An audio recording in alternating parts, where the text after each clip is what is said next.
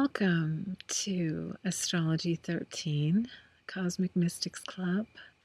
This is Manda O'Brien speaking, and I want to share with you my insights on this full moon lunar eclipse that we'll be having on September 7th. It'll be at 11 in the morning here in California, 11:09. So that's around 2:09 Eastern Standard, and around 7 o'clock in the evening in Ireland and England. So a lunar eclipse, a full moon total lunar eclipse, is when the Earth is in between the sun and the full moon, and they're perfectly aligned, and the Earth casts a shadow over the moon. And that's how a lunar eclipse is formed. It's a very mystical event. It's gone back as far back as we can go astrologically. Our ancestors spoke about lunar eclipses, and they had a mystical quality to them that still holds true today. So this chart here is the chart for this full moon lunar eclipse, which will be in the sign of Aquarius. And if you look down here on the chart, you could see the little moon symbol at the bottom there in the 5th house in the sign of Aquarius. And it's very close to the North Node, which is in Aquarius, which has recently moved from Pisces into Aquarius. The nodes of the moon move backwards, move counterclockwise.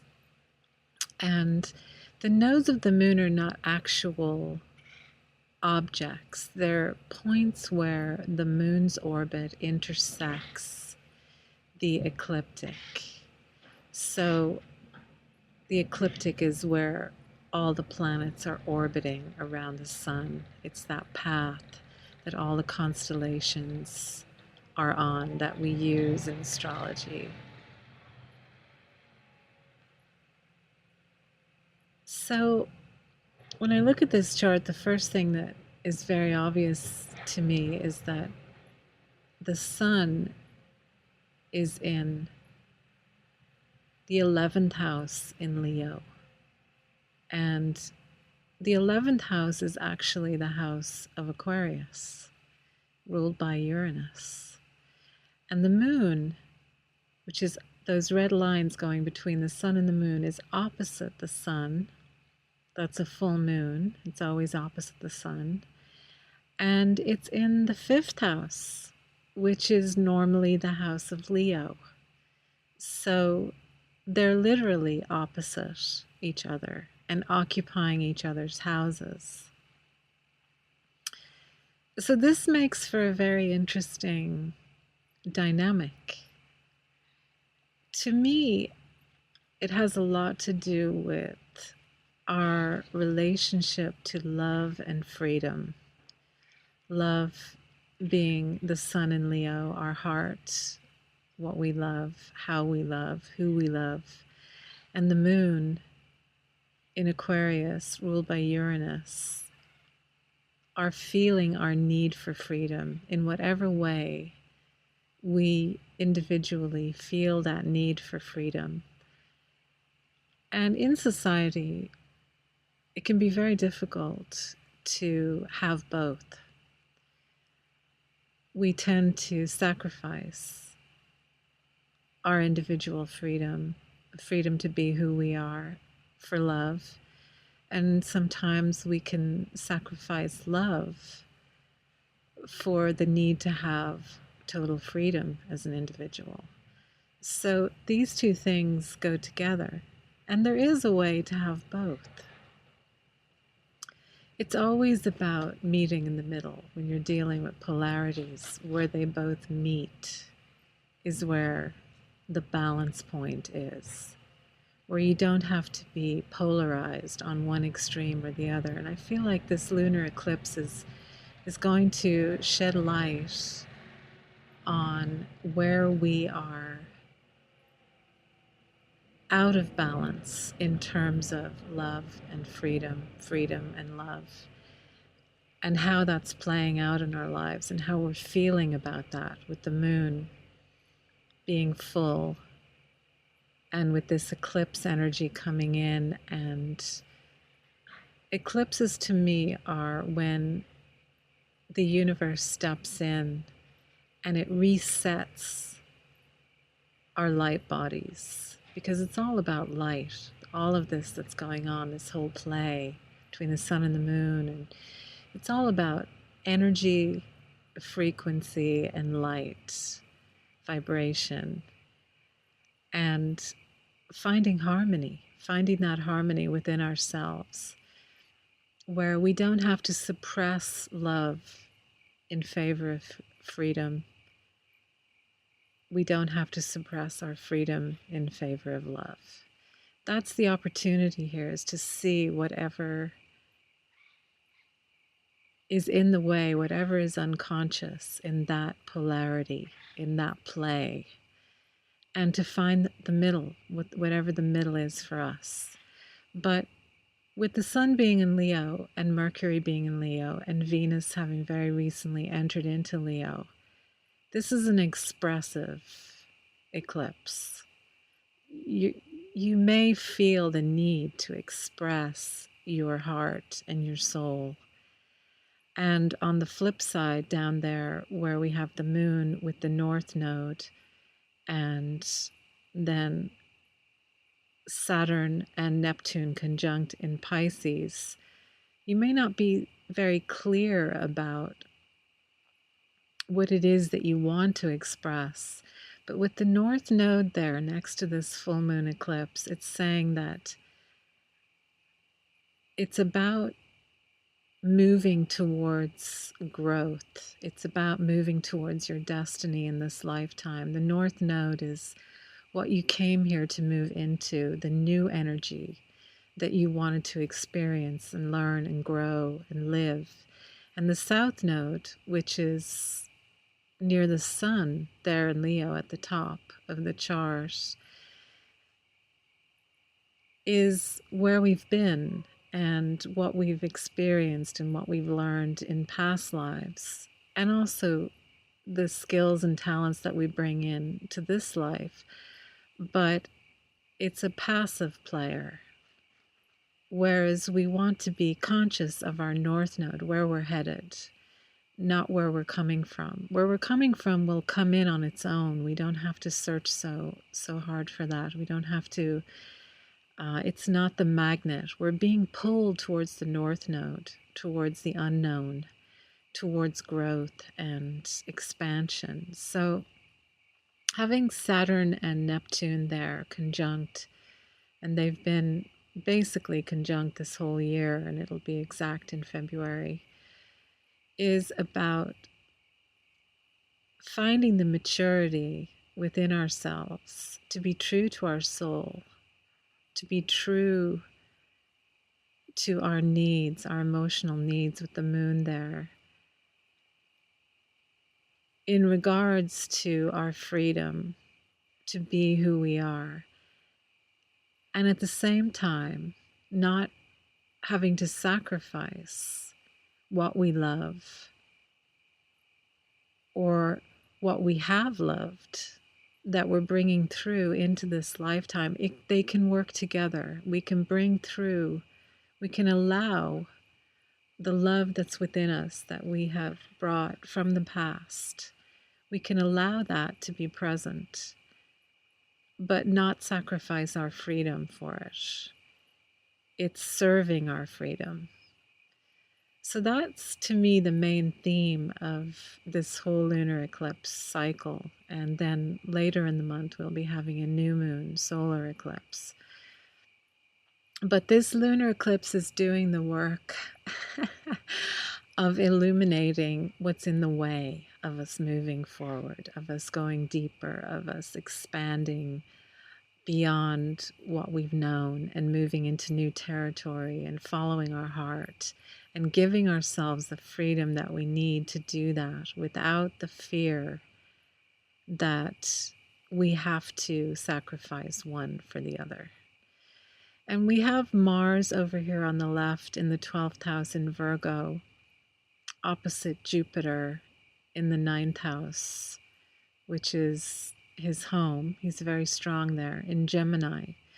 So our action energy may have to take a little bit of a back seat during this eclipse and just kind of cool its jets and focus the energy more internally than externally in order to work with this energy of Jupiter, which can expand things and overwhelm us if we're not staying conscious, moving at a relaxed rhythm where we're not feeling pushed or pulled, but we find our own rhythm. And Mars in the 12th house gives us the opportunity to have a lot of deep insight at this time into the hidden aspects of ourselves and the hidden aspects of others, and also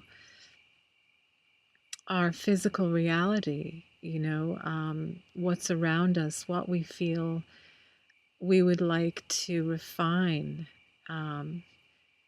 It gives us the opportunity to use discernment instead of reaction, to pause and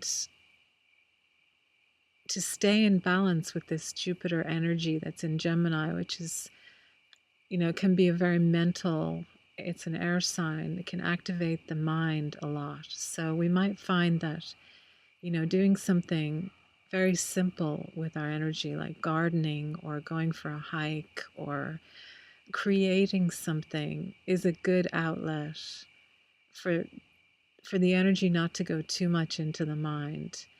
But there can be a lot of expansion in the higher mind with Jupiter being in the 9th house of Sagittarius, and also possibly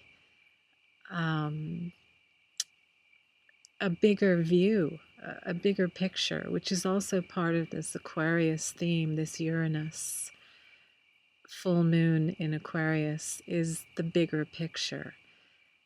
Having the bigger picture, being tuned into the cosmic picture of ourselves, of our place in the universe, and staying connected with our hearts and with the understanding and the bigger picture with Jupiter that life knows what it's doing, and to trust life. That if it's removing things or if it's bringing things in, that there's a good reason for it, and it's always connected with moving us towards who we really are and our true destiny in this lifetime, the North Node in the 5th house. So to me, this lunar eclipse is a great opportunity also we have a trine here between Uranus and Taurus. Our relationships, our relationship with our body, in harmony with Pluto in Capricorn in the 3rd house, restructuring our inner voice, our inner dialogue, how we communicate with ourselves internally, looking at more loving ways to communicate with ourselves, and allowing the transformation that eclipses bring, with Neptune and Saturn also in this trine, allowing it to come into our physical, practical, daily life, into our feeling of stability, a deeper feeling of stability in ourselves that's rooted in our hearts and what we love, and a playful energy with the 5th house.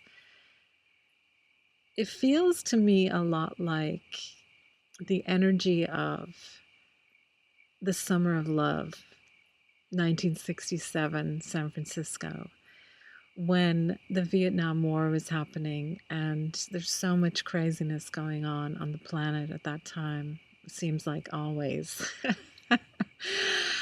And in July of 67, because of the music that was being inspired at that time, when people, they didn't want to go to war.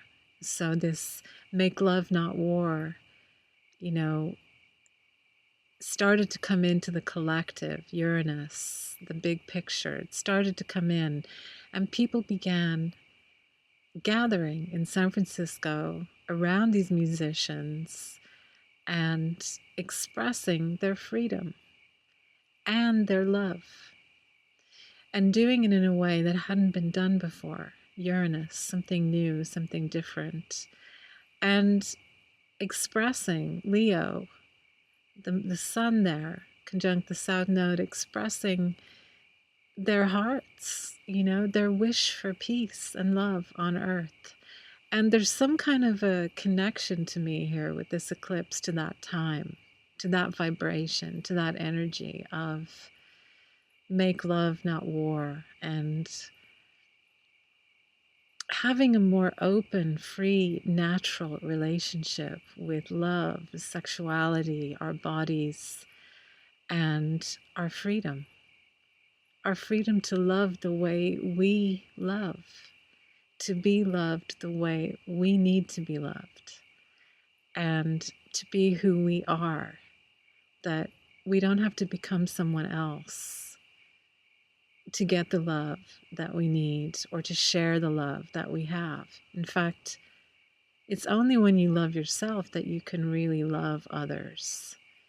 And loving yourself brings you in touch with also loving the universe the way it is. When you can accept and love yourself the way you are, you can accept and love life the way it is.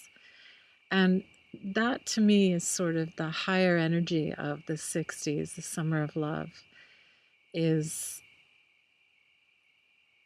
that it's natural in human beings to be this way. It's natural for us to be loving, to be playful, and to be free.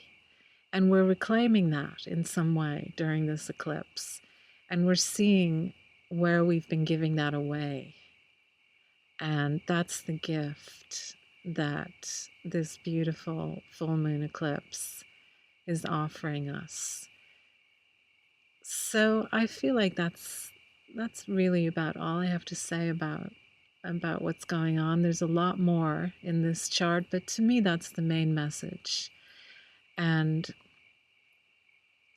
yeah, just enjoy whatever comes up as an opportunity to free you in some way, even if it's difficult, even if it's challenging, because eclipses can be intense.